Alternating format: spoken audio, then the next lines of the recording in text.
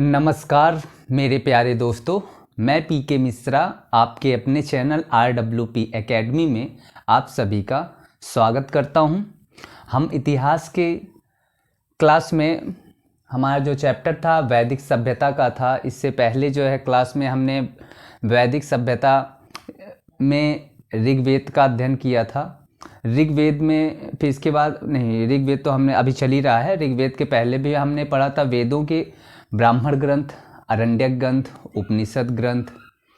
उससे भी पहले हमने पढ़ा था वेदों के उपवेद और उनके पुरोहित, हिंदी वैदिक साहित्य के बारे में हमने पढ़ा। ठीक है, अब हमारा जो आज का टॉपिक है वो है ऋग्वेद के मंडल तथा उनके दृष्टा। दृष्टा मीन्स होता है, मैंने पहले भी बताया था, रचयिता होता है, संकलनकर्ता होता है जो उसे लिखता है। ठीक है, उसे हम क्या कहते हैं? दृष्टा कहते हैं। दृष्टा कहते हैं। ठीक है, कुछ लोग कह रहे थे कि इतिहास हम क्या करेंगे, तो मैं उनसे कहना चाहता हूँ कि इतिहास जो है ये आपका ही है, आपकी हमारा एक तरह से है। भारत का इतिहास है, मतलब अपना इतिहास है। तो अपना इतिहास हर एक इंसान को जानना बहुत ही ज़रूरी है। ठीक है, तो हम चलते हैं ऋग्वेद के मंडल। ऋग्वेद में 10 मंडल होते हैं, मैंने पहले ही बताया था। जो पहले मंडल के रचयिता हैं वो कर्ण ऋषि जी हैं। ऐसा नहीं है खाली कर्ण ऋषि जी हैं, और भी ऋषि हैं। ठीक है, उनके बारे में जब मैं वो चीज़ पढ़ाऊँगा तो मैं बताते चलूँगा, लेकिन जो अभी इम्पॉर्टेंट है उन 10 के जो दृष्टा हैं, जो लिखा गया है वो बता देते हैं। ठीक है, पहले मंडल के कर्ण जी हैं, दूसरे मंडल के गृहस्थ मद जी हैं, तीसरे नंबर के विश्वामित्र जी हैं, चौथे नंबर के वाम देव ऋषि हैं, पांचवें नंबर के अत्रि ऋषि हैं, छठवें मंडल कर लेना, नंबर मत करना, नंबर की जगह पे मंडल कर लेना। ठीक है, छठे मंडल का भरद्वाज ऋषि हैं, 7वें मंडल का वशिष्ठ ऋषि हैं, 8वें नंबर पे फिर से पहले नंबर पे भी कर्ण ऋषि जी हैं और 8वें नंबर पे भी कर्ण ऋषि जी ही हैं। ठीक है, 8वें मंडल की जो रचयिता हैं वो कौन है? कर्ण ऋषि जी हैं, और जो पहले मंडल के रचयिता हैं वो भी कर्ण ऋषि जी हैं। 9वें मंडल के जो रचयिता हैं या दृष्टा हैं वो अंगिरा ऋषि जी हैं, और हमारा जो 10वां मंडल है वो है महासुक्ता। महासुक्ता का अर्थ होता है ऋषियों का मंडल। ठीक है, तो हमने अभी इसके बारे में बता दिया है, आप लोग लिख लीजिए जल्दी से। ठीक, प्रथम मंडल के दृष्टा कौन है?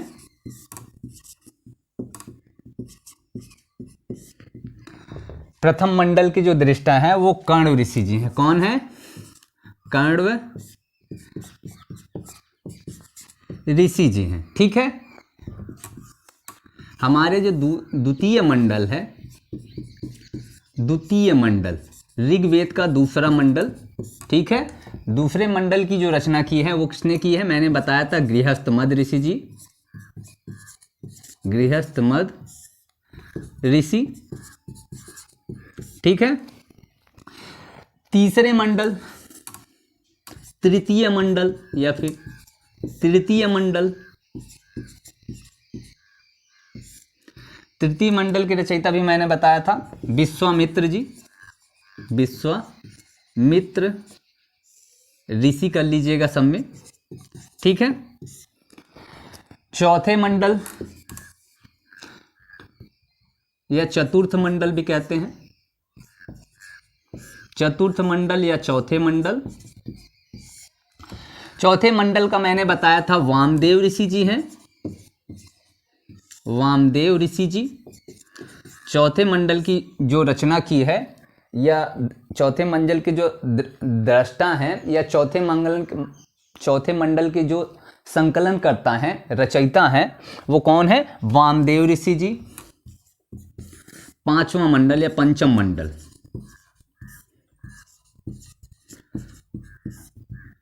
पांचवें मंडल के अत्रि ऋषि जी। कौन है?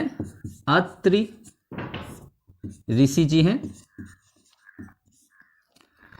छठे मंडल या खष्ट मंडल, खष्ट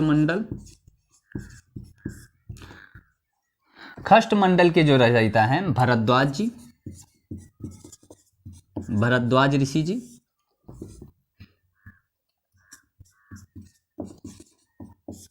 भरद्वाज ऋषि जी। और सातवें मंडल या सप्तम मंडल, सप्तमंडल, सातवें मंडल के वशिष्ठ ऋषि जी हैं, वशिष्ठ, वशिष्ठ ऋषि जी हैं। आठवें नंबर अष्टमंडल,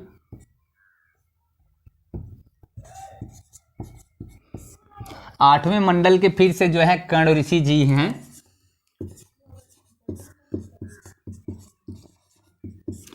और हमारा जो नौवां मंडल है,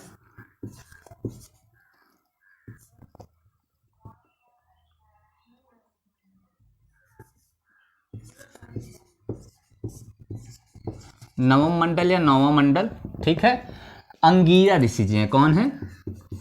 अंगीरा ऋषि जी हैं।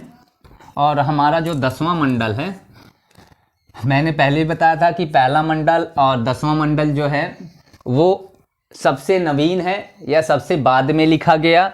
अगर आपसे किसी ने पूछा कि ये बताइए कि सबसे प्राचीन या सबसे पुराना जो हमारा ऋग्वेद में, ऋग्वेद सबसे पुराना ग्रंथ है हमारा, ठीक है, सबसे पुराना जो अगर कोई पूछे कि ये बताइए कि पूरे विश्व का सबसे पुराना ग्रंथ ही कौन है? ऋग्वेद है, ठीक है, जो वैदिक सभ्यता में प्रमाणित लिखित मिला है, ठीक है। हाँ, तो हम 9वां मंडल, 10वां मंडल, जो 10वां मंडल है वो कई ऋषियों ने मिल के लिखा है, इसीलिए इसे महासुक्ता कहते हैं। कहाँ, क्या कहते हैं? महासुक्ता, इसे ही महासुक्ता को कहते हैं ऋषियों का मंडल, ऋषियों का मंडल। मतलब समझ में बात आई कि ये जो हमारा 10वां मंडल है इसे कई लोगों ने, कई ऋषियों ने मिल के लिखा है, ठीक है, 10वें मंडल को। तो और भी कुछ चीज़ें लिखनी है तो पहले आप इतना लिख लीजिए, उसके बाद हम मिटा के ऊपर से चलते हैं।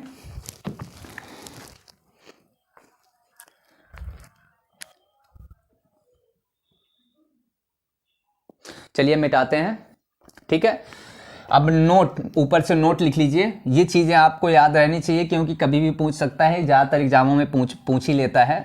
जितनी भी चीज़ें मैं बता रहा हूँ वो हर एक चीज़ बहुत ही इम्पॉर्टेंट है परीक्षा की दृष्टिकोण से। तो आप लोग जो है इस ठंडी को मत देखिए कि बहुत ज़्यादा ठंडी पड़ रही है, हमारा हाथ कांप रहा है। अभी खून गर्म है, अभी सब चीज़ बेहतर होगी। और ये मज़ा जो ठंडी में पढ़ने का मज़ा है ना, वो गर्मी में नहीं आता है। गर्मी में क्या पता लाइट कटी रहती है, इतनी गर्मी लगती है, फिर कहोगे कि बरसात आ गई, बरसात में हम कहाँ से पढ़ेंगे, ठंडी आ गई, ठंडी में हम कहाँ पढ़ेंगे। तो ये अपने दिमाग से बिल्कुल हटाइए और फोकस करिए अपने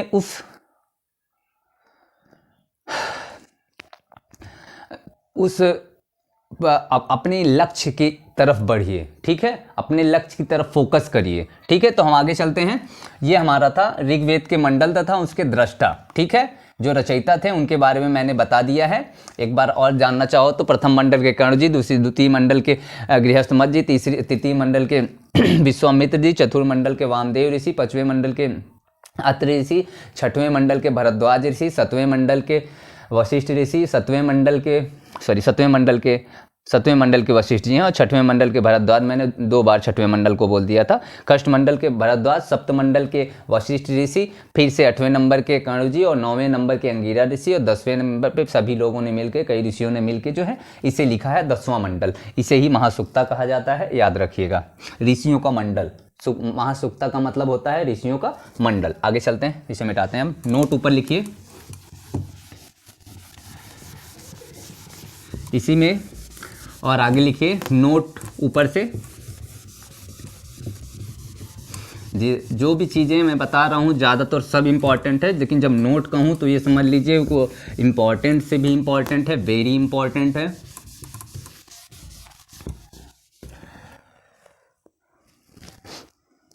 ऋषि शौनक जी ने ऋग्वेद की शुद्धता के लिए 10 अनुक्रमणीय ग्रंथ लिखा। ठीक है, ये नोट लिख लीजिए, नोट के बाद नंबर 1 डाल के। ऋषि शौनक, या इन्हीं को कई लोग शूनक कहते हैं, शौनक, शूनक भी कहते हैं कुछ लोग। ऋषि शूनक जी ने ऋग्वेद की शुद्धता के लिए, ऋग्वेद की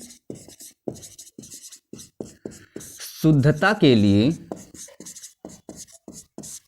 10 अनुक्रमणीय ग्रंथ लिखे। ठीक है, 10 अनुक्रमणीय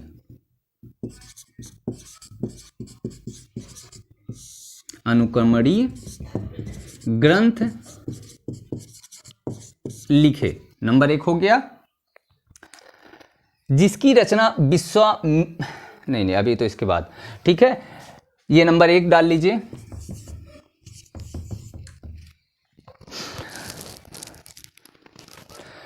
ऋग्वेद के तीसरे मंडल में गायत्री मंत्र का उल्लेख है, जिसकी रचना विश्वामित्र जी ने की। लिख लीजिए दूसरा नंबर। ऋग्वेद के तीसरे मंडल में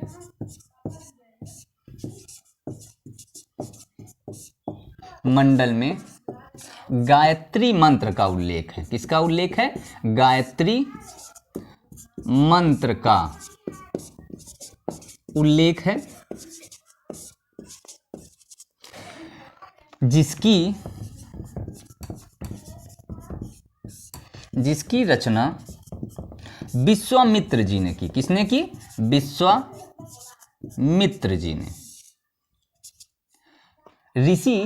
रचना ऋषि विश्वामित्र जी ने की ली, आप लोग लिखेंगे। ठीक है, यहां पे ऋषि भी डाल दीजिएगा। ऋषि विश्वामित्र जी ने की। और तीसरे नंबर पे लिख लीजिएगा, ऋग्वेद में ही व्रात स्तोप यज्ञ का उल्लेख मिलता है। व्रात स्तोप यज्ञ का उल्लेख मिलता है। यह अनार्यों को आर्य बनाने में, यह यज्ञ अनार्यों को आर्य बनाने में किया जाता था। नंबर 3 लिख लीजिए। हाँ, तीसरे मंडल में ही ये भी है। तीसरे मंडल में व्रात स्तोप, क्या है? व्रात स्तोप यज्ञ का उल्लेख हुआ है या वर्णन हुआ है? उल्लेख हुआ है, या फिर आप लिख सकते हैं वर्णन भी हुआ है। यह यज्ञ, ये नहीं, यहां तो लिखना ही पड़ेगा। यह यज्ञ अनारियों को, अनारी कौन हुआ करते थे? जो आर्य ना हुआ करें उन्हें वो उस टाइम अनारी कहते थे। अनारियों को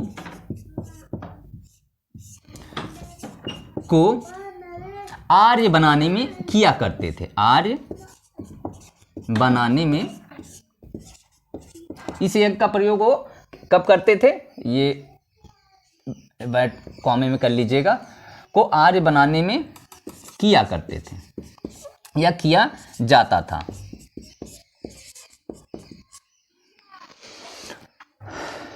ये जो गायत्री मंत्र है, ये सूर्य जी को समर्पित है या सावित्री जी को समर्पित है? लिख लीजिए। चौथा और भी, गायत्री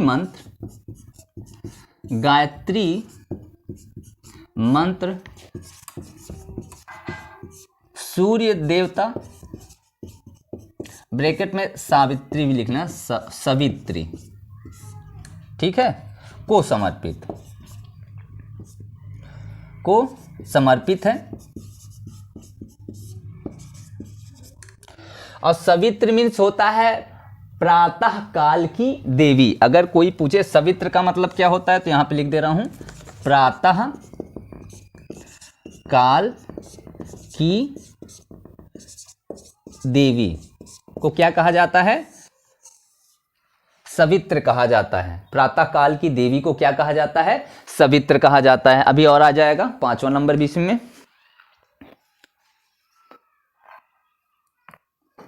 आ जाएगा।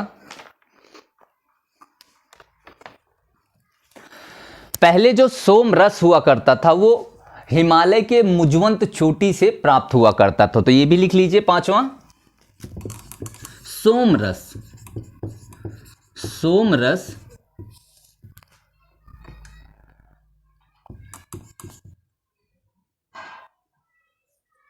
सोम रस हिमालय के मुजवंत चोटी से, हिमालय के मुजवंत चोटी से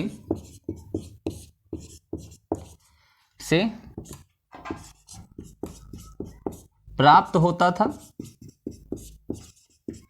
अगर किसी को सोमरस की जरूरत होती थी तो हिमालय के वो मुजवंत चोटी पे उसे जाना पड़ता था सोमरस लेने के लिए, ठीक है। और ऋग्वेद के 7वें मंडल में दशराग युद्ध का वर्णन है। दशराग युद्ध मतलब भरत जी ने 10 राजाओं के साथ जो है अकेले युद्ध किया था। 7वें मंडल में इसका उल्लेख है। और 7वें मंडल को 2 से लेकर 7वें मंडल को मैंने कहा है कि प्राचीन मंडल, ठीक है। सबसे पहले जो लिखा गया वो कौन सा मंडल था? 2 से लेकर 7 तक का जो ऋग्वेद का मंडल है वो सबसे पहले लिखा गया, ठीक है। सबसे बाद में पहला और 10वां लिखा गया। और जो बीच का मंडल था मध्य मंडल जिसे कहते हैं, 8 और 9 जो है मध्य मंडल है, ये मैंने आपको बताया था।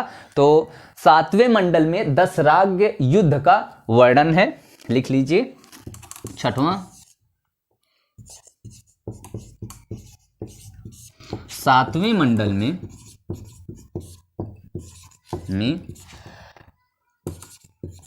दशराग युद्ध का वर्णन है, ठीक है।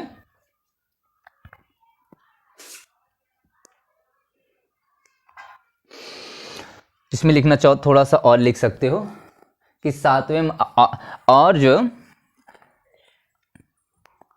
7वां मंडल दशराग युद्ध का वर्णन है और यह मंडल वरुण देवता को समर्पित है। और यह मंडल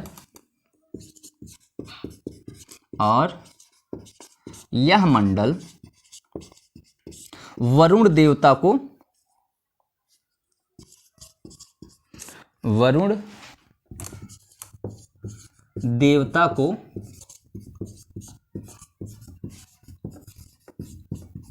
समर्पित है।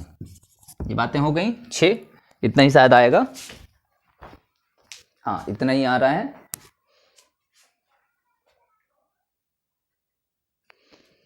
और 9वां मंडल सोमदेव को समर्पित है, इसी में लिख लीजिए आगे, इसी में बढ़ा देते हैं। और 9वां मंडल किसे? सोमदेव को समर्पित है। जैसे क्वेश्चन पूछ सकता है, ये बताइए कि ऋग्वेद का 9वां मंडल किसको समर्पित है? तो सोमदेव को। अगर पूछ ले कि 7वां मंडल मतलब 7वां मंडल किसको समर्पित है, तो बता दीजिएगा वरुण देवता को समर्पित है। तो इसमें दशराग युद्ध का भी वर्णन है, ठीक है। तीसरे मंडल में व्रातस्तोप यज्ञ। व्रातस्तोप यज्ञ के बारे में मैंने बता ही दिया है कि जो आर्य नहीं हुआ करते थे उन्हें अनारी कहा जाता था। तो व्रातस्तोप यज्ञ से क्या करते थे, वो अनारियों को जो है आर्य बना देते थे, ठीक है। तो इतना लिख लीजिए। एक चीज़ और इसी में लिखना है, तो आप लिख लीजिए या फिर आप एक काम करिए, मैं लिख ही दे रहा हूँ, बता दे रहा हूँ। दूसरे से लेकर 7वें मंडल को पहली बात तो सबसे प्राचीन मंडल भी कहते हैं, और दूसरी चीज़ होती है इसे वंश मंडल भी कहा जाता है, ठीक है। 2 से लेकर 7 तक के मंडल को वंश मंडल भी कहा जाता है। नीचे आप लिख लीजिए, इसमें जगह नहीं है क्योंकि ऊपर जो चीज़ें हैं मैं कुछ और बताऊंगा। ऋग्वेद के 10वां मंडल के बारे में अब बात होगी, ठीक है। तो यहीं छोटे में लिख दे रहा हूँ 6, 7वां नंबर यहाँ डाल लीजिएगा, ठीक है। ऋग्वेद के 2 से 7, 2 से लेकर, यहाँ लिख लेना, 2 से लेकर 7 मंडल को वंश मंडल भी कहा जाता है। क्या कहा जाता है? वंश मंडल, वंश मंडल भी कहा जाता है। याद रखिएगा, ये चीज़ें पूछ सकता है कि ये बताइए कि सबसे प्राचीन मंडल, पहली बात तो सबसे प्राचीन मंडल कौन है? 2 से लेकर 7 तक के मंडल सबसे प्राचीन है, और इन सबसे प्राचीन मंडलों को ही हम वंश मंडल भी कहते हैं, ठीक है। तो आप एक बार लिख लीजिए, फिर हम आगे चलते हैं। ऋग्वेद का 10वां मंडल, चलिए मिटाते हैं फिर।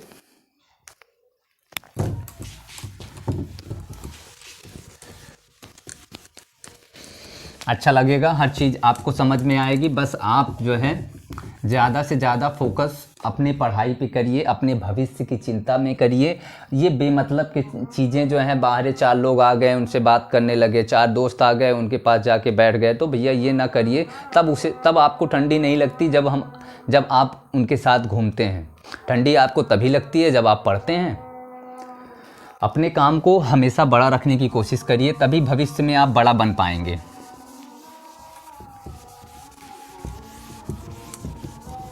किसी सर ने मुझसे कहा था कि आप जो है गरीब पैदा जरूर होइए, ये आपकी गलती नहीं है कि आप गरीब पैदा हुए हैं, ठीक है। उन्होंने ये कहा था कि आप गरीब पैदा हुए हैं, ये आपकी गलती नहीं है, लेकिन आप गरीबी में मर जाएं, ये आपकी गलती है, ठीक है। तो हमेशा याद रखना है कि भले हमारा जीवन गरीबी में कटे, लेकिन हमारा बुढ़ापा जो है अमीरी में कटेगा, या बढ़िया तरह की व्यवस्थाएं हम अपने पूरे परिवार को दे सकते हैं, इस लायक हम बने, ठीक है। तो जितना आप मेहनत करोगे पढ़ाई पे, उतने आपका दिमाग विकसित होगा। जब दिमाग विकसित होगा तो आपके पास बहुत सारे काम रहेंगे, ठीक है। तो ऋग्वेद के मंडल तथा उनके दृष्टा भी हो गया। अब हम ऋग्वेद का 10वां मंडल लिखते हैं। ऋग्वेद का 10वां मंडल, ऋग्वेद का 10वां मंडल, ठीक है। पहली चीज तो ऋग्वेद में 10 मंडल हैं, ठीक है। और 10वें मंडल को जो मैंने बताया, जो दृष्टा थे वो क्या थे? महासुक्ता थे, ठीक है। महासुक्ता मैंने बताया था, महासुक्ता मतलब ऋषियों का जो मंडल था, वो 10वें मंडल की रचना जो है ऋषियों के मंडल ने की थी। 10वें मंडल की रचना किसने की थी? ऋषियों के मंडल ने की थी, महासुक्ता जिसे कहा जाता था उस समय। तो ऋग्वेद का जो 10वां मंडल है, इसे हमने 3 भागों में क्या किया? ऋषियों ने ऋग्वेद के 10वें मंडल को 3 भागों में विभाजित किया। शायद मैंने बताया भी था कि इसकी 21 शाखाएं होती हैं। टोटल जो है वेदों की कितनी शाखाएं होती हैं? 21 शाखाएं होती हैं। और ऋग्वेद का जो 10वां मंडल है, 10वें मंडल को पढ़ने के लिए हम अध्ययन की सुविधा के लिए इसे 3 भागों में इतिहासकारों ने विभाजित किया है। तो लिख लीजिए नंबर 1, यहाँ पे पहले लिख लीजिए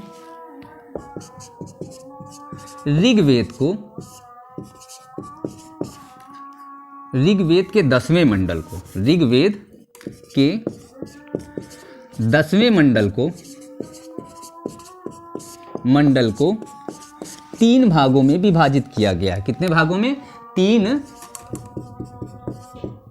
भागों में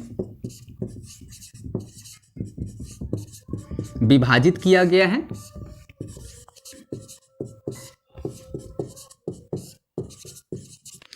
वो 3 भाग कौन है? पहला तो पुरुष सूक्त, नासदीय सूक्त और तीसरा नदी सूक्त। लिख लीजिए उसके बारे में ही। पहला है पुरुष सूक्त, पुरुष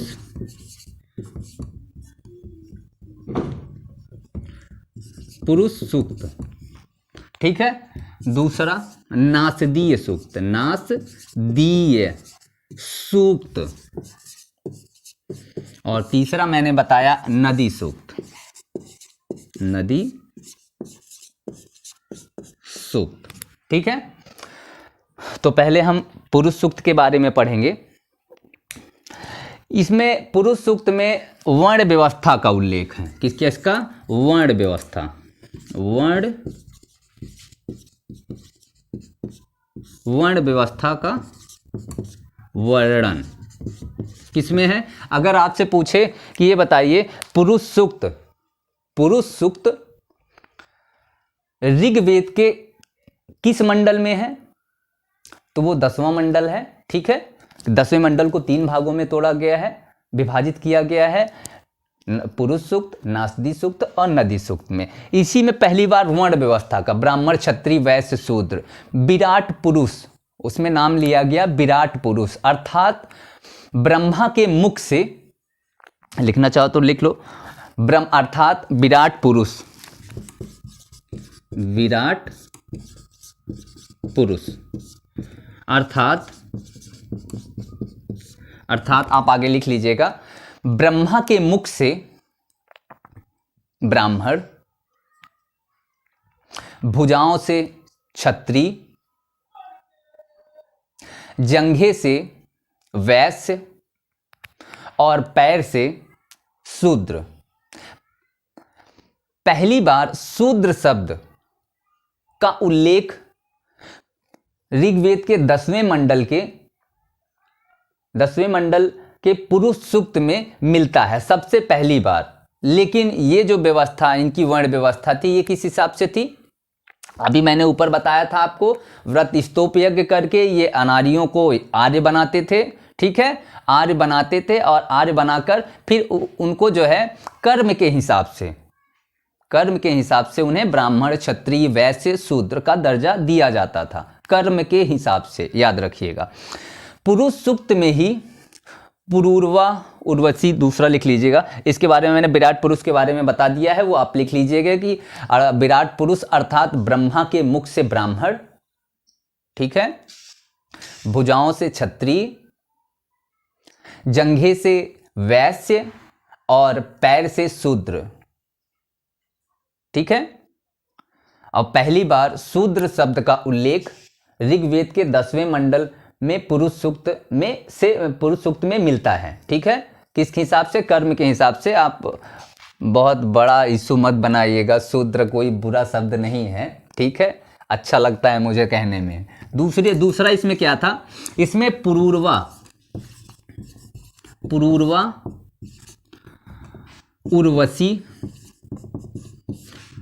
और एल की कथा है। ठीक है, वो कथा सुनना चाहते हैं तो चलिए मैं उस कथे के बारे में बता दे रहा हूं। पुरूरवा, उर्वशी और एल। पुरूरवा जो है एक महाराजा थे, बहुत ही शक्तिशाली, सुंदर, सर्वगुण संपन्न राजा थे, वत्स वंश के वो थे। ठीक है, तो इसके बाद उर्वशी को आप लोग जानते ही होंगे, अप्सरा थी। ठीक है, परी जिसे कहते हैं आप लोग। और जो एल थे वो राक्षस था। ठीक है, एल जो था वो राक्षस था। तो उर्वशी जी स्वर्ग में रहने वाली अप्सरा थी। तो एल जो राक्षस था वो उसने क्या किया, इनको देखा और उन पे मोहित हो गया। तो ये इनके पीछे, उर्वशी जी के पीछे जो है एल पड़ा, और उर्वशी जी भागते भागते इधर कभी उधर भागते भागते फिर क्या किया, उन्होंने पृथ्वी की तरफ भाग के आई और पुरूरवा राजा के जो का बगीचा था या फुलवारी थी उसमें वो आई और वहीं छिप गई। उनके पीछे पीछे एल राक्षस भी आया। तो बगीचे में जो उनके सैनिक खड़े थे, वो सैनिक जाके राजा से, पुरूरवा जी से कहते हैं कि राजा जी, आपके जो है बगीचे में एक सुंदर कन्या और एक राक्षस आया हुआ है। तो ये जो है पुरूरवा राजा बताई, तो मैंने बताया था कि शक्तिशाली भी थे, सर्वगुण संपन्न थे, खूबसूरत भी थे। तो इन्होंने क्या किया कि गए और उस राक्षस का वध कर दिया। उसके बाद जो है वो पूरा सम्मान के साथ उर्वशी जी को अपने शयन कक्ष में लाए और उनसे बातचीत की, तो कुछ दिन रुकने के लिए भी कहा। तो इन्हें एक दूसरे से क्या हो गया, प्रेम हो गया। पहली बार प्रेम या फिर विवाह का जो उल्लेख है वो ऋग्वेद से ही है। पहली बार यहीं से विवाह की बातें हुई हैं या प्रेम की बातें हुई हैं। तो वो क्या कहते हैं कि उन दोनों लोगों में प्यार हो जाता है। और फिर क्या होता है भाई, उर्वशी जी जानते ही हैं कि स्वर्ग की अप्सरा हैं, तो वो ज़्यादा दिन थोड़ी यहाँ पे रह सकती थी। तो पुरूरवा राजा जी ने उन्हें शादी के लिए प्रस्ताव रखा।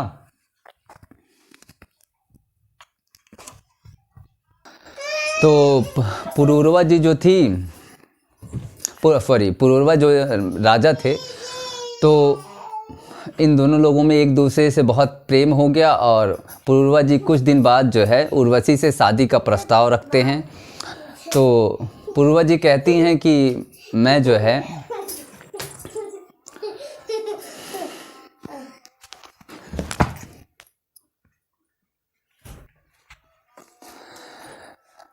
हाँ, तो मैं जो है अप्सरा हूँ और अप्सराएं जो हैं शादियाँ नहीं करती हैं। तो फिर उन्होंने कुछ दिन बाद फिर से प्रस्ताव रखा। तो उन्होंने बताया कि देखिए, अगर मैं आपसे शादी करती हूँ या फिर मैं आपके साथ रहती हूँ, तो जब एक बच्चा हो जाएगा तो मैं जो है आपको छोड़ के स्वर्गलोक को चली जाऊंगी। तो ये जो है पुरूरवा, उर्वशी और एल की कहानी है, कथा है, जो पुरुष सूक्त में 10वें मंडल को जो है 3 भागों में विभाजित किया गया है। मैंने बताया है, पुरुष सूक्त में, नासदी सूक्त में और नदी सूक्त में। तो पुरुष सूक्त में ये वर्ण व्यवस्था का मैंने एक बताया, और एक ये बताया कि पुरूरवा, उर्वशी और एल की कथा है। तो राष्ट्र कवि रामधारी सिंह दिनकर जी ने भी पुरूरवा और उर्वशी पर एक कविता लिखी है। ठीक है, तो कविता मैं सुना देता हूँ। कौन है अंकुश जिसे मैं भी नहीं पहचानता हूँ, पर सरोवर के किनारे कंठ में जो खिल रही है, उस तृषा उस वेदना को जानता हूँ। सिंह सा उद्दाम अपरंपार मेरा बल कहाँ है, गूंजता जिस शक्ति का सर्वत्र जय जयकार है, उस अटल संकल्प का संबल कहाँ है। मर्त मानव की विजय का तुर्य हूँ मैं, हे उर्वशी अपने समय का सूर्य हूँ मैं। अंधतम के भाल पर पावक चलाता हूँ, बादलों के शीश पर स्पंद चलाता हूँ। पर न जाने बात क्या है, इंद्र का आयुध पुरुष जो झेल सकता है, सिंह से बाहें मिलाकर खेल सकता है। विद्य हो जाता सहज वंकिम नयन के बाण से, जीत लेती रूप सी नारी उसे मुस्कान से, नारी उसे मुस्कान से, नारी उसे मुस्कान से। ये हमारे राष्ट्रवादी कवि रामधारी सिंह दिनकर जी ने लिखा है। पुरूरवा और उर्वशी शीर्षक का नाम है, उनकी एक कविता है। ठीक है, तो इसके बाद जो है नासदी सूक्त जो हम पढ़ेंगे। नासदी सूक्त में एक ही चीज़ है, नासदी सूक्त में पहली बार निर्गुण ब्रह्म की चर्चा की गई है। एकेश्वरवाद लिख लो, एक ही लाइन है इसमें, लिख लीजिए। नासदी सूक्त में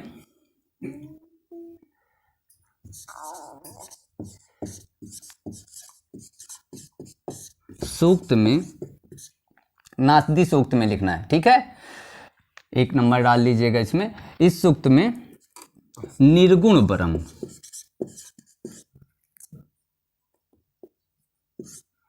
निर्गुण ब्रह्म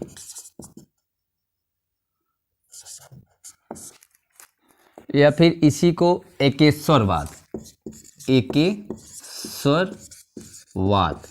ठीक है, इस सूक्त में निर्गुण ब्रह्म की चर्चा की गई है। इसमें इतना ही लिखना है नासदी सूक्त में। ठीक है, इसके बाद हमारा नदी सूक्त है, और नदी सूक्त में नदियों का वर्णन किया गया है। आर्यों की जो सबसे पवित्र नदी थी सरस्वती नदी। ठीक है, आर्यों की जो उपयोगी नदी या महत्वपूर्ण नदी वो सिंधु नदी थी। ठीक, जो नदी सूक्त में चलिए हम कल से नदी सूक्त के बारे में पढ़ते हैं। आज काफ़ी लंबी वीडियो हो जाती है तो आप लोगों को देखने में मुझे लगता है कुछ प्रॉब्लम होती होगी। तो मेरे प्यारे दोस्तों धन्यवाद, कल फिर मिलते हैं। लेकिन उससे पहले वीडियो को लाइक, सब्सक्राइब, शेयर करना ना भूलें और जितना हो सके प्लीज़ कमेंट्स भी किया करें। तो आज के लिए धन्यवाद, कल फिर मिलते हैं।